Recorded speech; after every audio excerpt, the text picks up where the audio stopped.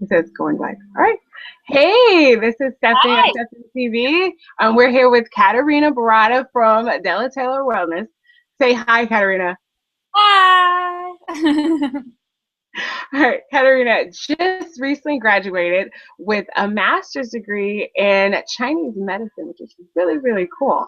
And she's also, on top of that, a yoga instructor and a herbalist. So today she's going to teach us, we're going to focus on breathing, and she's going to teach us some techniques for us to just breathe and de-stress and also help with our digestion. So Katerina, tell us more about what's so important about the breath outside of it keeping us alive. Well, yeah, breathing is like number one, right? So it does keep us alive. And then also we've got these nervous systems going in us, and that's where our stress comes from, is our nervous system responses. And so we've got a sympathetic nervous system, which you might have heard of is in the the fight or flight response. So when you encounter a stressful situation like a lion coming chasing at you, all of your blood rushes out of your organs and comes into your limbs and muscles so that you can run away really, really fast, or you can fight the lion and survive. So that's what's happening when we're in our stress response, even though we're not actually dealing with lions anymore, we're just dealing with our long to-do lists. And that's obviously not the best response to have, right? So if we're eating, for example, and we're on our computer, all of our blood is in our muscles instead of being in our stomach so that digestion is improved. And so instead of being in this fight or flight mode, you really want to tone down, relax, and then go into your life and do things like eating or talking with friends, or even just, standing in line at the grocery store. Sometimes we're really stressed out just thinking about what we should be doing when we could just be toning it down and having everything in our whole body function a lot better without so much stress. And so breathing brings you into this. The second you start breathing in the way that I'm going to show you, you turn off the sympathetic nervous system and turn on your parasympathetic nervous system, which is all about digestion and having all your organs function well, brings your heart rate down, and just makes you feel warm and fuzzy inside instead of being on alert all the time. And so it's really, really simple. All you need to do is take a deep breath in for a count of 3, hold for a count of 3, exhale for a count of 3, and hold for a count of 3. So we're going to do that together. Are you ready? All right. Yes, I'm ready. Show me. All right. So take a deep breath in. Inhale. 1, 2, 3. Hold. 2, 3. Exhale nice and slow. 2, 3, hold, 2, 3. And if you want to make this even more relaxing, you can make the exhale even longer than the inhale. Or if in the morning, for example, you want to start getting more excited about the day and have more energy, you can make the inhale longer than the exhale. And it's that easy. It's simply that easy. Now, I know a lot of times when we are running or when we're just walking at a fast pace, or when we get, like you said, when we get stressed out, we like take shorter breaths. Can you tell us, like, is there a difference we do in diaphragm breaths or breaths from like our chest, and like the difference there, and how we should like really focus on the chest or the diaphragm? How does this work out? Because I know there's different places where we're breathing. That's such a great question. And also a lot of people who practice yoga for a long time and know all about breathing actually do this wrong. Because, okay, so your diaphragm moves down when you take a breath in. So that's something to think about. But then also your lungs are really right behind your rib cage. So you want to think about expanding the front, the sides, and the back of your rib cage to take a nice full breath. And relaxing your diaphragm down is going to give your lungs more room to expand and really fill up all of those nooks and crannies in there. So yeah, that was a great question. And you want to relax your belly to do that. So your belly is actually going to come out when your diaphragm goes down. So if you want, we can try that too. Yeah, let's do that. Let's do that. All right. So take a deep breath in and think about breathing into the front of your lungs for this one. And let the front of your rib cage expand. And then exhale and let it all out. And now take a deep breath and breathe into your side body. Try to bring it all out into the sides. And relax back in, let it all out. And now this one's, a lot of people forget this one. Breathe into your back body, right behind your heart, and think about expanding your back, letting your shoulder blades come out, making more room for your rib cage. Inhale. And exhale back in. And this time we're going to try relaxing the diaphragm and breathing into the belly, letting your belly expand. Breathe in, let your belly expand. Pull that diaphragm down and relax. And so you want to go in all 5 directions. All right, and I know this is funny, but I used to have a counselor in college that she would tell me, oh, you know, instead of drinking an energy drink, you can, and she did this. I'm gonna do it. I feel nervous doing it, but I'm gonna do it. Yeah, go ahead. Like you had to like take like sniffs and like real quick sniffs to give your, I guess, your brain and body an extra boost. Can you tell us more about that? And she just, she put on my finger, making me look silly, or that real thing? No, I mean, this is an exercise you might not want to do in public. I'll admit to that, unless you're totally cool with it. And I've done it in airports before if I really need an extra boost. But it's actually, the way that I do it is the other way around. So it's about quick exhales. And when you're doing these quick exhales, the inhale happens automatically.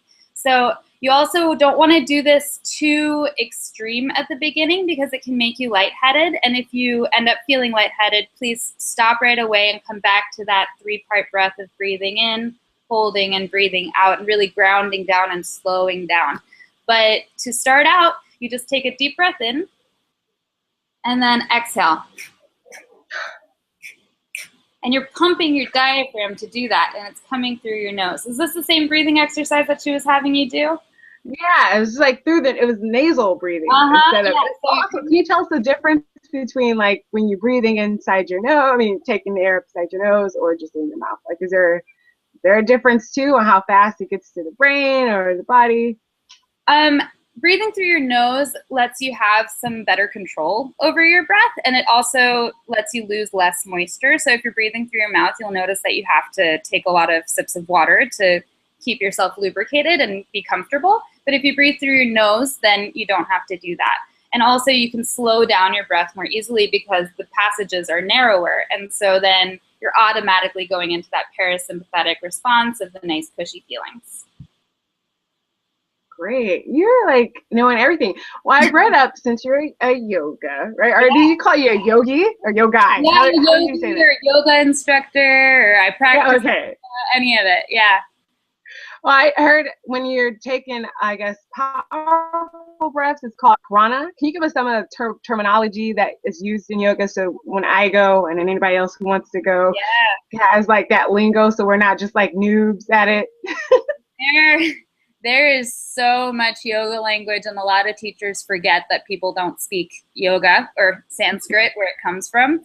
The idea of breathing is prana, and prana is actually your life force. And so it's interesting because Atman in German means to breathe, and Atman in Sanskrit is God. And so you're breathing in, and you're really breathing in this life force, you're cultivating this life force, and that helps you be one with the universe on the more spiritual sense of things. So if they're saying that we're doing pranayama, it basically just means that you're practicing breathing exercises so that you can have these really awesome physiological responses of relaxation and energizing at the same time. Wow. And do you have any other tips for us, especially when it comes to digestion? Because, I mean, a lot of things can get clogged up or stopped up in there, and that kind of leads to other things. I read inflammation and just hard time. I guess, I don't know, someone said water weight kind of building up, and like you kind of you start gaining more weight. I mean, can you really break that down? Because I'm obviously kind of sketchy on it, but can you tell us why digestion, having like your breath and everything cleanly get you going is so important? Yeah, that's actually a huge topic, and we could talk about it for years, literally.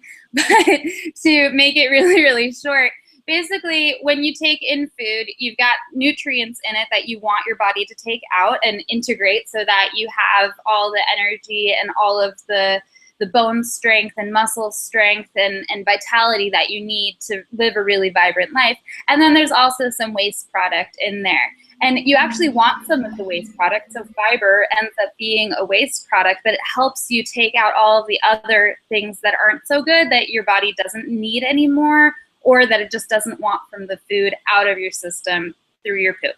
And so you really want to have the most optimal functioning system there from your mouth all the way down as you can. And a good way to do that is by eating really slowly, doing the breathing exercise that we talked about at the beginning, right before you eat, just settling in, making sure that you're calm, that you don't have your phone out, your computer out, that you're really enjoying your food to the best possible capacity. So you look at your food, you smell it, you really feel the texture of it in your mouth. You chew a whole lot, because the more you chew, the easier it's going to be on the rest of your system, because you're already going to break down the food.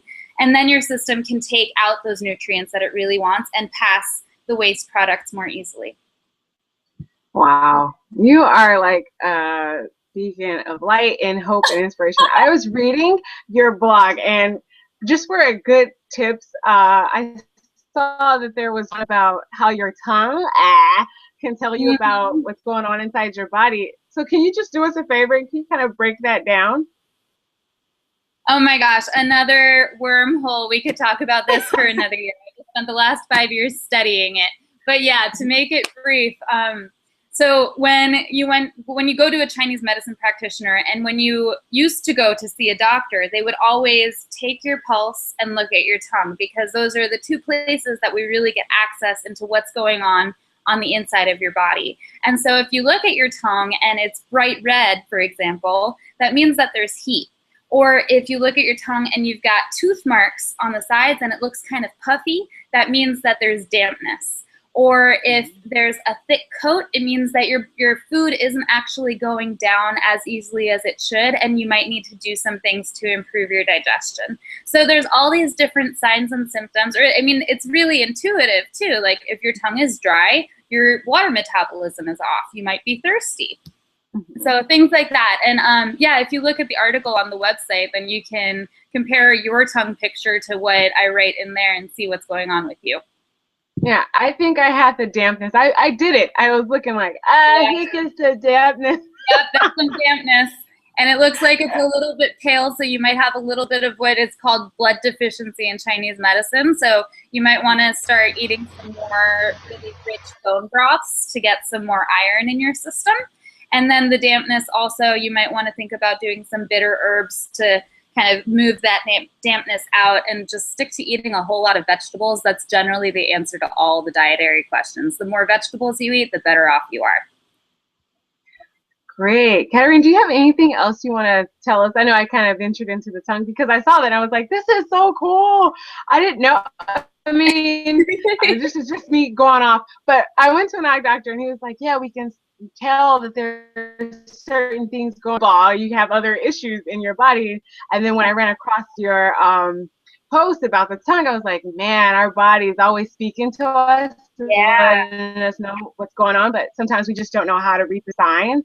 I mean, is there any other signs, especially with breathing and digestion, any other places on our face or our hands or something that could tell us like you're not doing what you need to do, your body's out of balance? Yeah, I mean, I would say just start practicing things like yoga or Tai Chi or just mindfulness. Even if you start doing your dishes more mindfully, you start to notice what your body feels like. And again, it's going to be speaking to you loudly. Like when I eat a piece of cake, then for 3 days, my brain feels foggy and my limbs kind of feel really heavy and sticky, and I can't move as well as I normally can. That doesn't mean I don't eat cake, but I know what I'm doing when I eat cake. I know that that's going to happen. And so if you start to pay attention to the things that you do and the way that they make you feel, that's going to be your biggest sign as to what is good for your body. Wow. Thank you so much, Katerina. Is there anything else you would like us to know about you? Because I know you do yoga. You just finished getting your master's in Chinese medicine, which is amazing. Thank you. Yeah, really exciting.